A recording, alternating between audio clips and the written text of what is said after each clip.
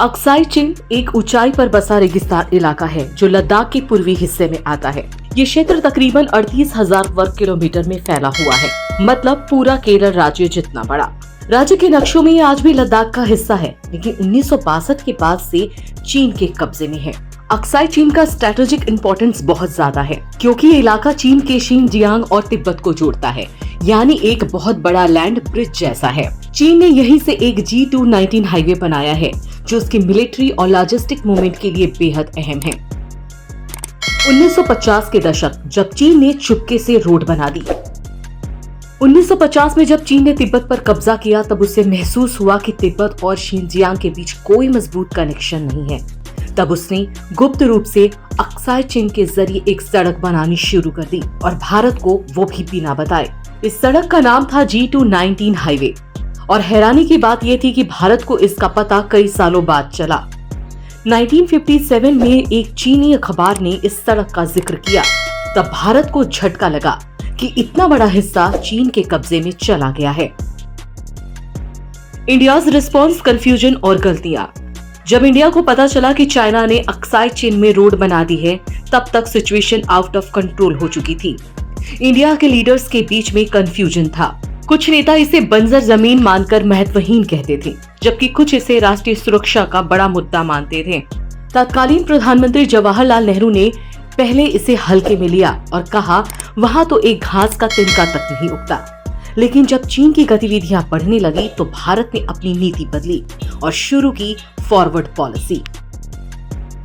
Forward policy और 1962 की जंग।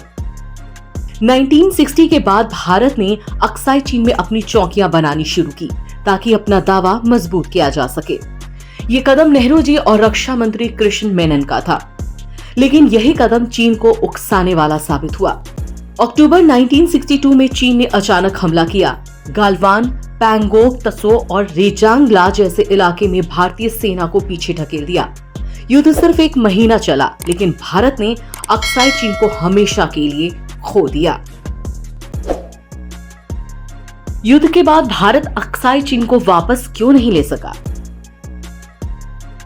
1962 के युद्ध के बाद चीन ने एक तरफा युद्ध विराम घोषित कर दिया और लाइन ऑफ एक्चुअल कंट्रोल तय कर दी, जिससे अक्साई चीन चीन के कब्जे में चला गया। भारत ने इसे औपचारिक रूप से स्वीकार नहीं किया, लेकिन कोई सैन्य कदम भी नहीं उठाया। भारत की सेना उस समय कमजोर थी, देश आर्थिक संकट से गुजर रहा था। वहीं चीन ने इस क्षेत्र में जबरदस्त इंफ्रास्ट्रक्चर खड़ा कर लिया। G219 रोड के जरिए उसका नियंत्रण और भी मजबूत हो गया। आज वहां एयर स्ट्रिप्स, रडार सिस्टम और चौड़ी सड़कें भी बन चुकी हैं। प्रेजेंट सिचुएशन, अक्साई चीन अब भी एक बर्निंग इशू है।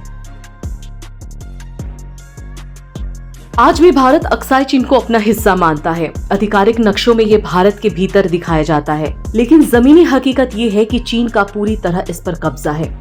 2020 में जब गालवान घाटी में झड़प हुई, तब ये मुद्दा फिर से सुर्खियों में आया। दो परमाणु शक्तियों के बीच सीमा पर तनाव चरम पर पहुंच गया। अब अक्साई चीन चीन के लिए और भी महत्वपूर्ण हो गया है, क्योंकि ये इलाका उसके बेल्ट एंड रोड इनिशिएटिव और CPEC प्रोजेक्ट से जुड़ा है। यहाँ चीन ने तेजी से इंफ्रास्ट्रक्चर और मिलिट्री बेस बनाए हैं, जो इसे और भी कठिन बना देता है वापस पाना। अक्साई चीन का नुकसान सिर्फ एक जमीनी इलाका खोने का नहीं था, ये एक रणनीतिक और कूटनीतिक असफलता भी थी। जब चीन धीरे धीरे आगे बढ़ा, भारत या तो अनजान था या तैयार नहीं था। आज भी ये मुद्दा भारत चीन संबंधों में तनाव की जड़ बना हुआ है। इस पूरी कहानी से हमें ये सीखना चाहिए कि सीमा पर सतर्कता, मजबूत कूटनीति और समय पर कार्रवाई कितनी जरूरी है।